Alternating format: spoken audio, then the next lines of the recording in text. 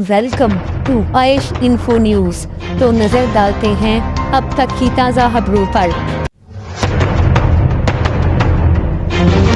Iran ने कहा है कि अगर अमेरिका से अमन मुआहदा होता है तब भी आबनाए हुर्मुज़ का कंट्रोल ईरान के पास ही रहेगा।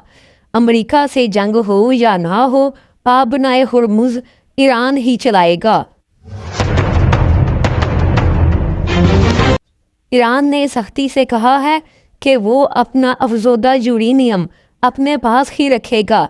ईरान ने एक बार फिर अपने इस अज़म का इरादा किया कि वो अपना अफजोदा यूरेनियम अमेरिका या किसी और मुल्क के हवाले नहीं करेगा।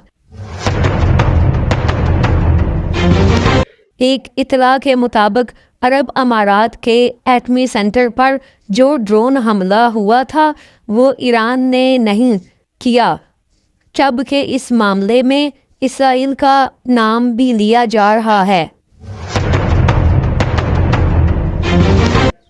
ईरान के मामले पर अमेरिका इसराइल इख्तिलाफात सामने आ गए।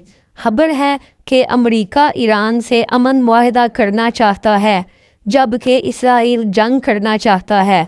इसीलिए सदर ट्रंप और नेतन्याहू के दरमियान इख्तिलाफात अब खुलकर सामने आ गए हैं, जबकि सदर ट्रंप ने नेतन्याहू से कह दिया है कि वो ईरान से जो भी मुआहदा करें इसराइल को भी इसकी पासदारी करना होगी।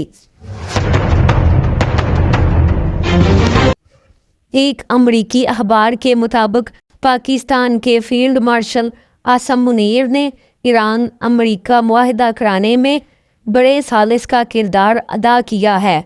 फील्ड मार्शल आसम मुनीर ने मुआहदे के अहम नुकात को फाइनलाइज करने के लिए अमेरिका और ईरान के रहनुमाओं से मुसलसल रब्ते में रहे।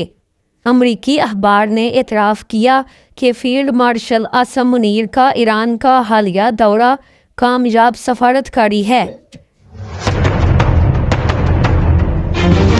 अमेरिका से खबर है कि सदर ट्रंप के एशिया और मशरक़े वस्ता के रहनुमाओं के साथ राबतों के नतीजे में ऐसे मुआहदे के करीब पहुंच गए हैं जो अमेरिका और ईरान के दरमियान मुस्तकिल जंग बंदी की सूरत में हो सकता है। ज़राई के मुताबिक जंग बंदी मुआहदा हो सकता है।